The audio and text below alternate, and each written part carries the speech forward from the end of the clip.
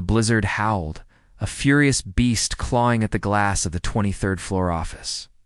CEO Adrian Cole rubbed his eyes, exhausted.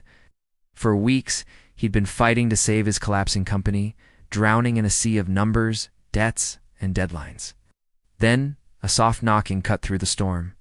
He almost ignored it, but the door creaked open. A tiny girl, no older than 7, stepped inside, snow-dusting her frayed pink coat. Her lips trembled. Adrian blinked, sure his stress was making him hallucinate. "Sir," she whispered, clutching a little school backpack. "My mom didn't come home last night." The pen slipped from Adrian's hand. That single, fragile sentence pierced deeper than any business failure. He stood slowly. "What's your name?" he asked gently. "Lila," she murmured. "My mom works here, or she used to. Again cleaning." Adrian's chest tightened. "I'd ordered layoffs 2 weeks ago, hundreds of them." He remembered her mother's name on the list, Maria Alvarez. Hardworking, quiet, never complained. "Do you know where she might have gone?" he asked. Lila shook her head, her eyes glistening. "When I woke up, she wasn't home." Waited. "She always comes home. Always." Her small voice cracked. "Please, can you help me find her?" Adrian didn't even think. He just grabbed his coat. "Of course I'll help you." And with that, the CEO followed the shivering little girl out into the storm. The winter nights swallowed them. Streetlights flickered like weak stars as Lila led the way, her tiny footprints marking the unshoveled sidewalks. They arrived at the Elmwood Apartments, a building that was barely standing. The paint was peeling, and broken windows were stuffed with cardboard. Inside their apartment, the cold was biting. A thin mattress lay in the corner, and a small, broken heater sat unplugged.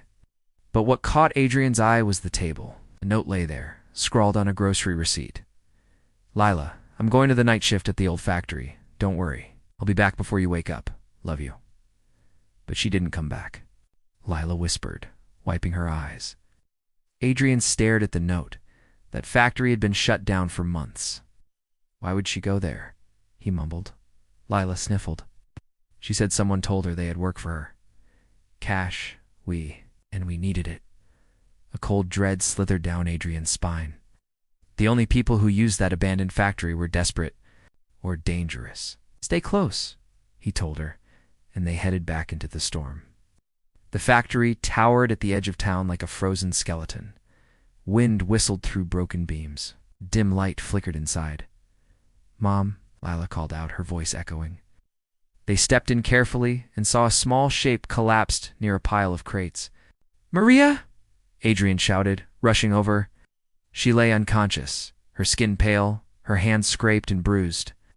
A broken ladder lay nearby. "She must have fallen," Adrian said. Checking her breathing, it was shallow, but steady. "Lila, she's alive." Lila dropped to her knees, crying. "Mom, wake up." Maria stirred weakly, her eyes fluttering open. "Hey, Adrian," she whispered, confused. "You're safe," he said firmly. "We're taking you somewhere warm." He carried her out of the factory, through the snow, while Lila held her mother's hand the entire way. At the hospital, doctors confirmed Maria had a concussion and severe exhaustion. She'd recover, but she needed rest and security. While Lila slept beside her mother, Adrian stared out at the city. He'd even so consumed by saving his empire that he'd forgotten the lives behind the numbers. The layoffs, the fear, the struggle.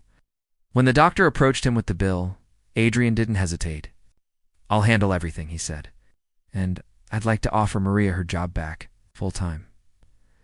With benefits, the next morning, Maria woke up to the news.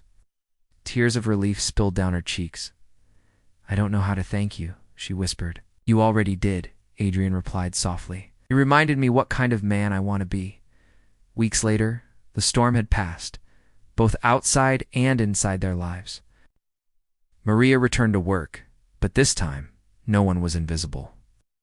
Adrian improved employee housing, reinstated benefits, and even added childcare.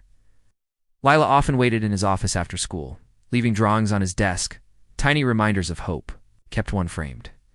It showed 3 figures in the snow, holding hands. At the bottom, in crooked handwriting, it said, "Thank you for finding my mom." Adrian kept it not because he had saved them, but because, in the end, they had saved him.